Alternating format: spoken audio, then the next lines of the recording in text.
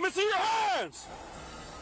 Step on the ambulance now. Let me see your hands. One at gunpoint. One at gunpoint. Is that who's this? Who's in the ambulance with you? My partner and a patient. The patient? Confusion from deputies after they pull over the wrong ambulance during a pursuit of a stolen one last weekend in Columbia County. Taylor Levesque is on your side with more on this new body camera video just into our newsroom. So Taylor, how did this all happen? Well, the EMT driving the ambulance was held at gunpoint, and you can tell from the video he was confused about why. He even told deputies he had a patient in the back and a coworker with him too. It turns out deputies pulled over the wrong ambulance. Let me see your hands. At gunpoint, Step on the ambulance now. EMT Daniel Alderman gets out of the van with his hands up. One of the most nerve-wracking things that I have experienced. While transporting a patient between hospitals, Who's in the ambulance with you? My partner and a patient.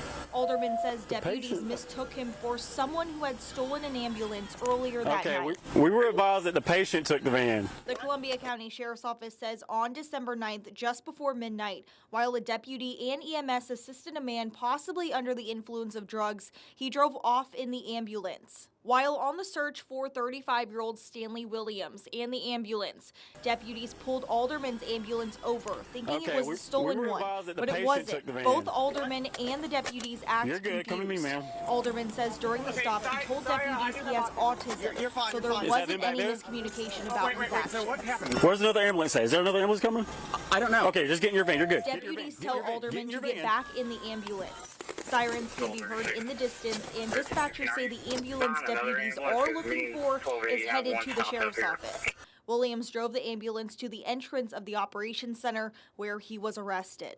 In a statement, Sheriff Mark Hunter said, quote, "It's not every day a pursuit ends at our front door." And he goes on to say, "I'm glad nobody was hurt and the suspect was not able to pose a greater risk to our community." Williams was arrested and charged with grand theft in fleeing and eluding. Alderman says despite the situation, there was no other job like being an EMT. I want to first congratulate the officer about how when he noticed that I was not a threat and that he had no need to have his gun out, he actually did put it up. And the sheriff's office says the deputy's actions followed his training and were within policy, but Alderman said he has not spoken to the sheriff's office since this happened. In the studio, Taylor Levesque, First Coast News, on your side.